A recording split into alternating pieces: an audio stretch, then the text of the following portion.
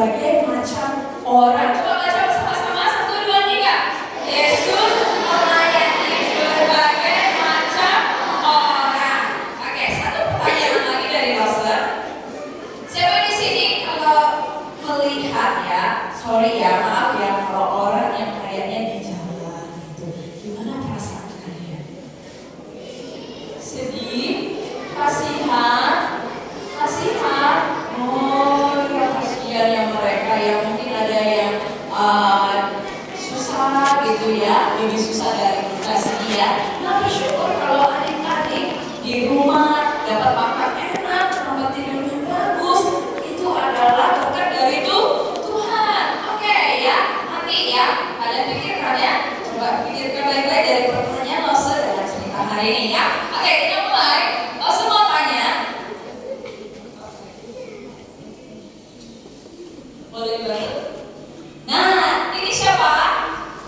Ini cerita Alkitab ya. Ini ada beberapa, nanti Lose tampilkan cerita di Alkitab. Ini siapa yang tahu?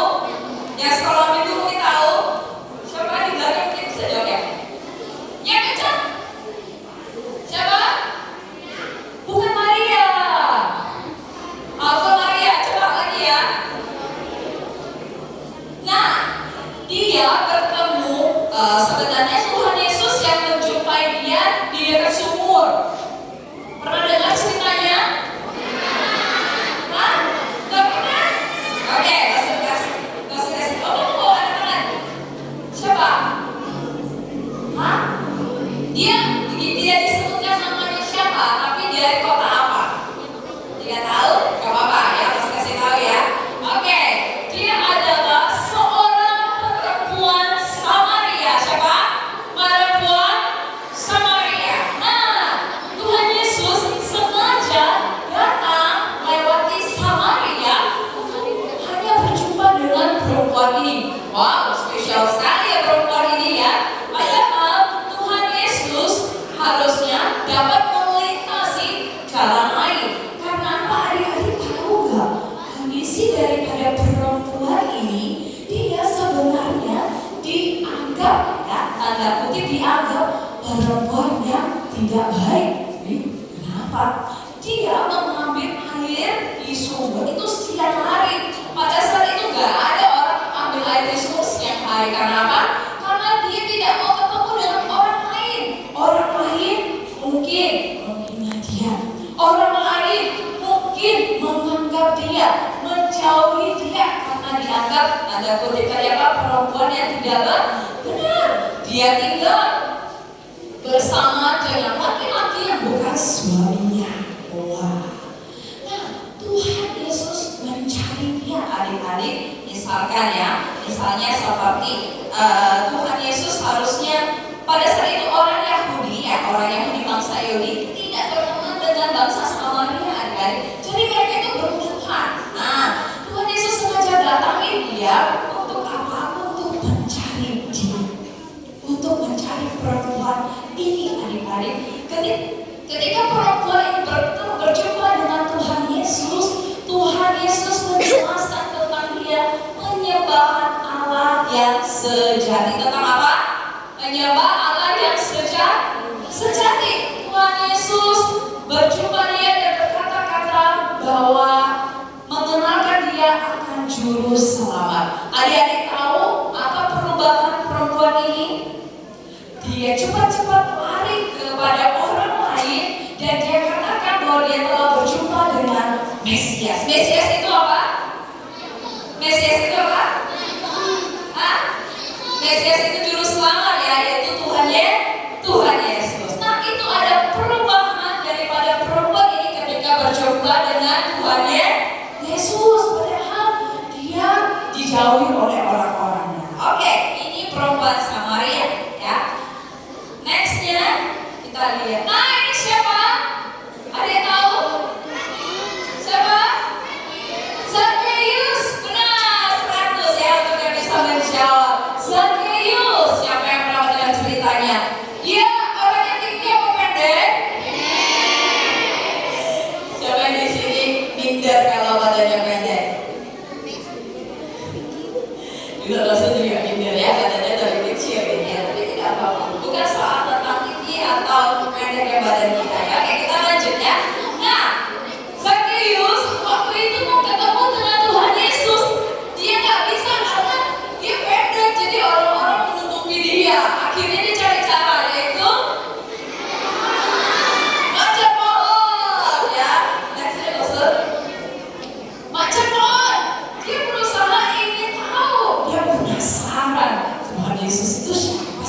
gitu ya. Nah, di antara banyak orang, kayak mungkin banyak gitu ya.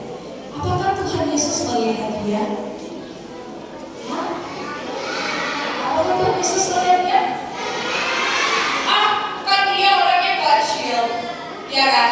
Kan masih banyak yang lain juga yang mau jumpa dengan Tuhan Yesus. Tapi di atas ya, adik-adik, Tuhan Yesus ketika berjumpa dengan melihat Zakheus adik-adik, Tuhan Yesus katakan kepada dia, Tuhan Yesus melihat dia dan Tuhan bilang apa? Tuhan mau nginap dia menumpang di rumahnya dia. Wow, perasaan Zakheus gimana? Senang gak? Senang sekali gitu ya. Dia menerima Tuhan Yesus dan terlebih lagi Tuhan Yesus mau berjumpa dengan dia. Kenapa adik-adik? Kita lihat ya, Zakheus ini adalah seorang, tahu? Dia seorang apa pekerjaannya? Pemungut cukai. Pemungut cukai itu adalah seperti orang penagih pajak. Nah, pajak tahu ya? Kalau kalian makan di restoran, mungkin kalian ya bukan yang membayar, tapi mama atau papa membayar biasanya. Misalnya kalian makan 100.000, pajaknya 10%, jadi 10.000 itu pajak ketika kita makan gitu ya. Nah, pajak itu yang biasanya harus dibayarkan oleh orang-orang. Tapi si Zakheus ini, adik-adik tahu, dia itu bekerja bukan untuk orang Yahudi, tetapi pemerintah Romawi. Pemerintah Romawi itu adalah orang yang menjajah mereka adik-adik. Jadi si Zakheus ini dibenci sekali sama orang Yahudi, dibenci sama orang sekitarnya. Dia dianggap apa?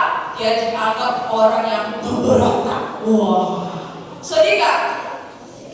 Sedih. Dia ini biasanya mengumpulkan pajak lebih dari yang ditetapkan, gitu ya. Kalau misalnya pajaknya 50.000 misalnya, dia mintanya 70.000 atau lebih dari itu. Wah, paling dia dibenci oleh orang-orang sekitarnya ya. Tetapi lihat adik-adik, Tuhan Yesus mendatangi dia. Lalu setelah bertemu dengan Tuhan Yesus, ada perubahan hidup dari Zakheus. Ada yang tahu? Ada yang tahu? Zakheus menjual sebagian miliknya dan dia memberikannya kepada orang-orang yang membutuhkan. Luar biasa nggak? Luar biasa nggak? Luar biasa ketika dia berjumpa dengan Tuhan Yesus. Oke, selanjutnya kita mau lihat lagi. Nah, ini siapa? Hah? Ini siapa? Oke, ini adalah namanya, coba sebutkan, Nikodemus. Nikodemus adalah seorang pemimpin agama Yahudi. Wah, dia seorang yang pintar, adik-adik. Dia seorang yang sangat terpelajar gitu ya. Pemimpin agama Yahudi itu dihormati orangnya. Waduh, kayak ketemu siapa gitu ya. Dia orang yang tinggi jabatannya. Tapi waktu itu dia mendatangi Tuhan Yesus dan Yesus menjelaskan kepadanya tentang hidup kekal. Bahwa Nikodemus tidak cukup hanya menjadi guru atau guru agama Yahudi saja atau tahu tentang hukum Taurat, tetapi Nikodemus harus percaya kepada siapa? Kepada Tuhan Yesus Juru Selamat untuk dapat memperoleh hidup kekal gitu ya. Oleh sebab itu ketika dia berjumpa dengan Tuhan Yesus berkata bahwa engkau harus dilahirkan kembali gitu ya.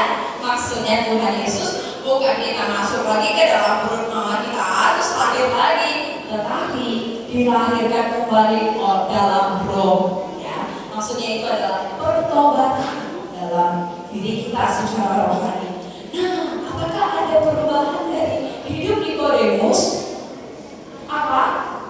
Nikodemus mungkin ya dia bukan terang-terangan gitu ya bilang Tuhan Yesus ini itu, tetapi kita mencatat bahwa Nikodemus dia juga pernah berkata di depan orang-orang para pemimpin agama tentang Tuhan Yesus. Dan ketika Tuhan Yesus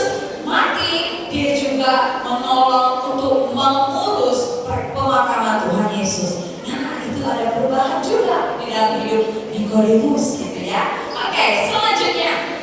Oke, nah ini siapa? Siapa?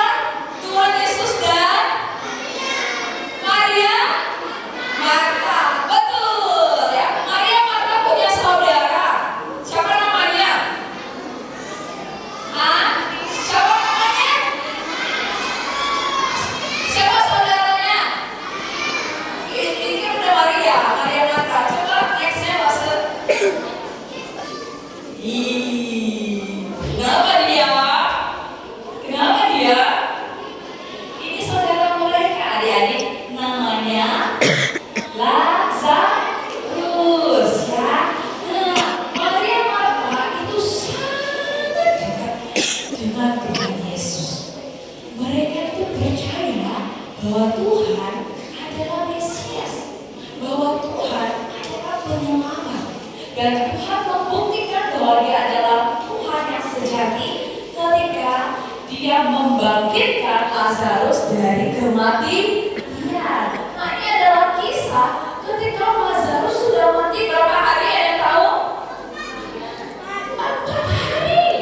Orang yang sudah mati 4 hari itu benar-benar sudah tidak bernyawa, adik-adik. Itu membuktikan Yesus sanggup membangkitkan dia dari kematian, bahwa Yesus benar-benar adalah Allah yang sejati.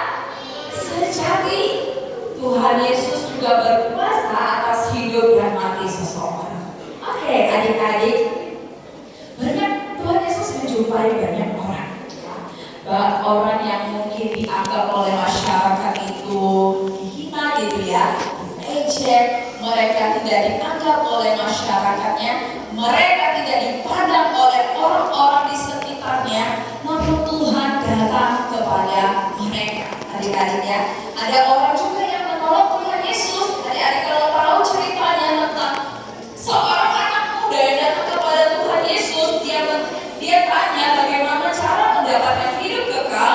Ketika Tuhan bilang, jual semua hartamu dan ikutlah aku. Orang muda itu kan pergi dengan sedihnya, adik-adik, karena apa? Dia sayang dengan hartanya, dia sayang dengan banyak uangnya. Dia menolak untuk ikut Tuhan Yesus, adik-adik. Banyak juga yang musuh Tuhan Yesus, orang Farisi ya. Mereka itu orang pintar, mereka itu orang hebat, adik-adik. Tetapi hati mereka tidak percaya kepada Tuhan Yesus. Adik-adik semua, setiap kita mungkin pernah diejek ya, mungkin kita pernah dibanding-bandingkan dengan orang lain. Hati kita itu sedih ya, sedih gak? Apalagi dijauhi oleh orang ya, sedih gak? Sedih. Namun baik kita siapapun itu, baik yang dari kecil, yang mulai gede, orang tua, orang kaya, orang terpelajar, orang punya jabatan, sampai yang paling bawah, semua kita punya status yang sama. Tahu apa? Manusia apa? Semua kita punya status yang sama, yaitu berdosa. Status apa? Manusia berdosa. Oleh sebab itu, adik-adik, Tuhan Yesus tidak memandang fisik kita. Kamu orangnya pendek, kamu kulitnya lebih gelap, kamu juga mungkin matanya lebih kecil dari yang lain gitu ya. Tuhan Yesus tidak pandang itu. Tuhan Yesus memandang jiwa kita berharga. Oleh sebab itu Tuhan Yesus datang kepada mereka dan memberitahukan tentang keselamatan ya. Next Pastor. Nah, oke ya. Next aja. Oke, nah adik-adik, Tuhan Yesus mengenal kita dan mengasihi kita apa adanya. Namun bagaimana respon kita terhadap Tuhan Yesus? Dari udah ada beberapa orang berjumpa dengan Tuhan Yesus dan hidupnya berubah, diubahkan oleh Tuhan. Tapi ada juga yang menolak. Adik-adik, Tuhan Yesus sudah lahir ke dalam dunia. Kita sudah merayakan Natal bukan? Tuhan Yesus datang ke dalam dunia dan mati di atas kayu salib untuk menebus setiap kita orang berdosa. Siapa yang mendapat hidup kekal? Siapa yang mau masuk surga?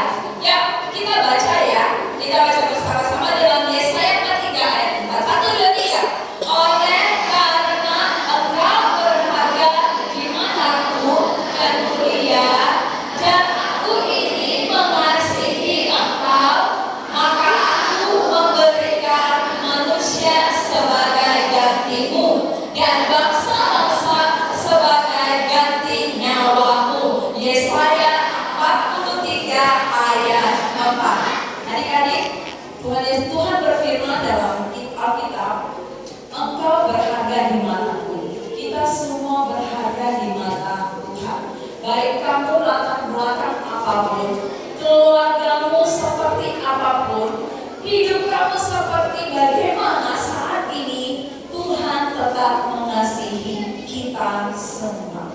Baik mungkin orang hanya memandang kita, oh kamu gini-gini, kamu kurang pintar, kamu begini-begini. Oh adik-adik, Tuhan tidak demikian, karena kamu adalah ciptaannya Tuhan. Tuhan kita. Asal adik-adik, Tuhan mengasihi kita apa adanya, bukan berarti kita bermain-main lagi dengan dosa. Kita harus berubah ya. Yang suka mengejek-ejek temannya, sekarang mulai pakai mulutnya jangan mengejek, oke? Yang suka ngomong kotor, yang suka apa lagi, jangan ya, tidak boleh ya, tidak boleh demikian. Kita harus menjadi anak Tuhan yang baik. Setuju? Mau ya? Oke ya, apa respon kita adik-adik ya? Maukah kamu sungguh-sungguh percaya? Mau percaya kepada Tuhan Yesus kita dan hidup diubahkan? Mau ya? Oke, sekarang jangan malas-malas lagi belajar gitu ya. Harus rajin belajar gitu ya. Dan juga berdoa ya. Pakai mulutnya untuk berkata yang baik gitu ya. Jangan juga suka mukul teman-teman yang kamu ganggu gitu. Oke, jangan ya. Hidup kita harus berubah. Oke, setuju? Mari kita berdoa. Tuhan Yesus, kami bersyukur karena punya Tuhan yang mau datang dan melayani berbagai macam orang, termasuk diri kami dengan latar belakang yang berbeda.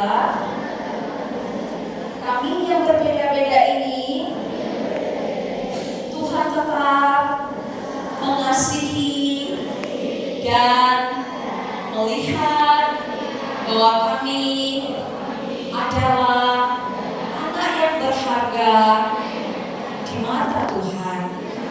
Tolong kami untuk sungguh-sungguh hidup percaya kepadamu dan kami mau diubahkan.